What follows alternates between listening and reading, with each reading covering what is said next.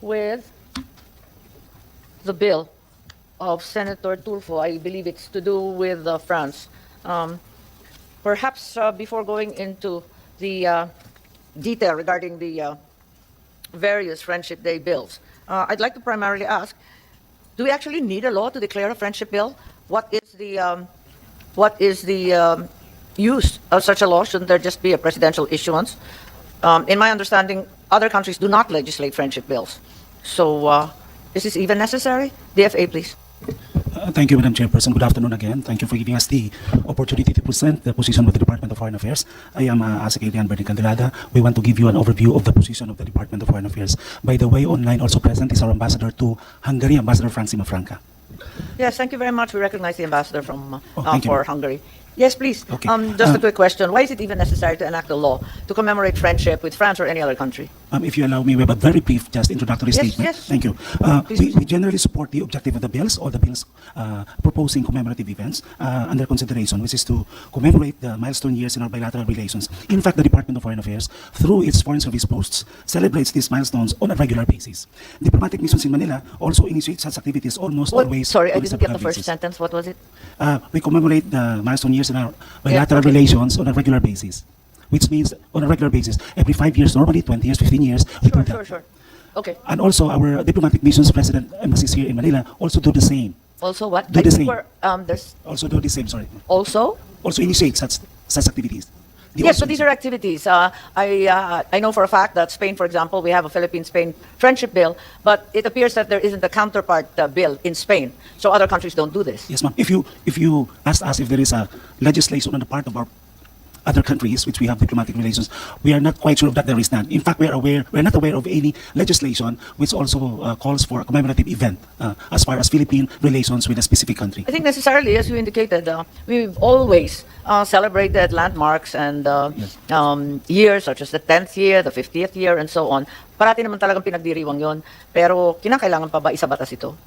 Our position is that it is not necessary through Okay. legislation, ma'am. That's correct. And also that the other countries do not legislate the same. Yes, ma'am. For example, the Philippines-Spain friendship is not declared likewise in Spain. Isn't that correct? For specific questions, I will ask our heads of geographic office to answer that, ma'am. But if you allow me, we have two more arguments to present to you. Your We just- arguments are pro or con? more code, ma'am. Yes, correct. No, it's fine. It's just a yes or no. Such The commemorative. authors aren't here in the first place.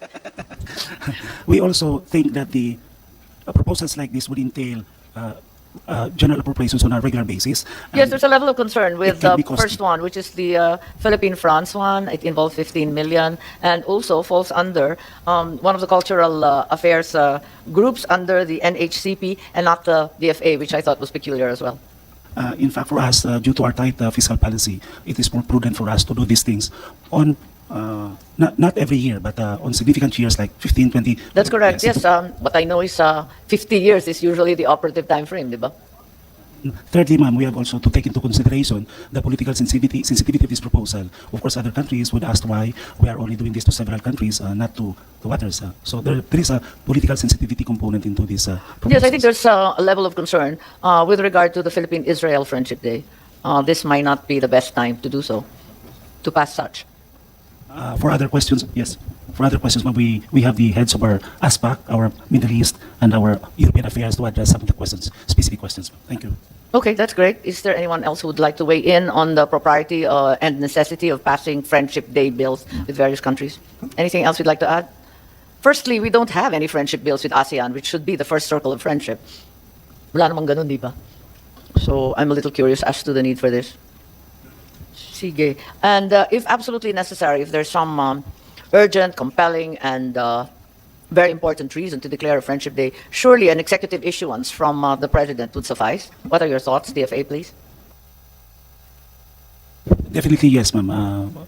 It doesn't have to be through legislation. It can be done through an executive order, administrative order, or maybe in fact, Nothing at all. I mean, you just celebrate on it, the, right? on the part of the Senate or Congress, you can pass also a resolution. Yes, which we have on occasion, upon basis. visits by the foreign minister or the counterparts in the foreign senates. We've done that regularly. That's correct. Yes, ma'am. That's good. Thank you. So we can have a very short hearing. This is great.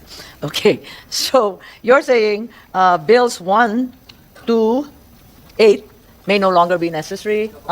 Coco, now the author is here.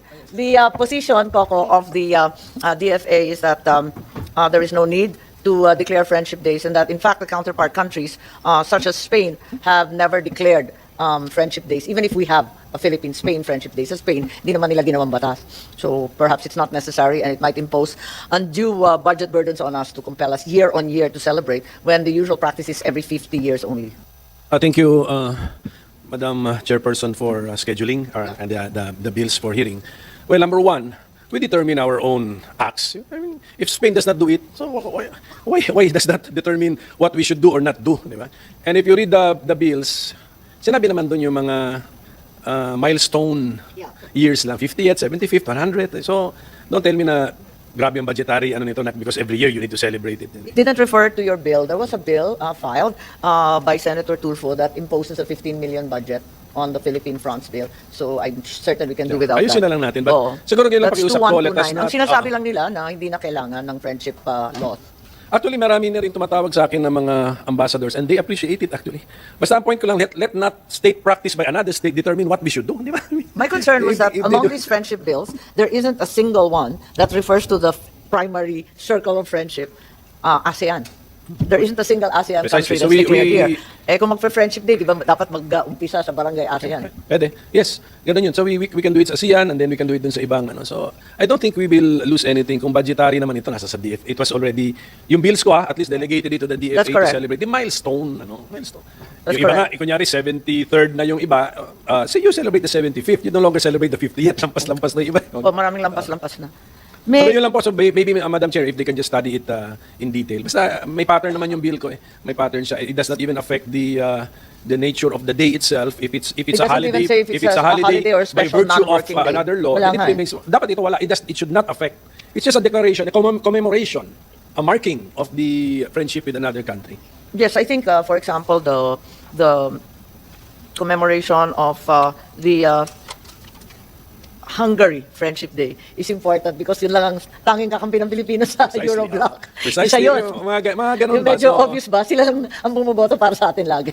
At saka, agree naman yata tayo that we want to be a friend to all nations. So all the more we are declaring friendship days which do not add to holidays. Which should No, wala not naman. add to holidays. Wala naman talaga. Walang Wala namang holiday, wala namang declaration It's just- kung working or not It's just a working. commemoration. And then even yung actual celebration nasa sa DFA na depends on your budget. Nagdulot naman ito ng iba't ibang reaksyon mula sa ating mga netizens.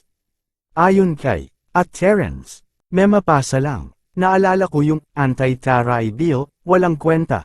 Sayang lang oras, sayang pera. Buti di pinush ni Senador Imee. Saad naman ni Selina Jaffar. Dagdag gastos itong bill na ito. Ang isipin nyo ay kung paano nyo tulungan ang mga Pilipino. Komento naman ni John Connor. Nasaan si Raf to defend his own bill? Absent again. Anong say nyo dito mga kabayan? Maaaring magbigay ng comment below.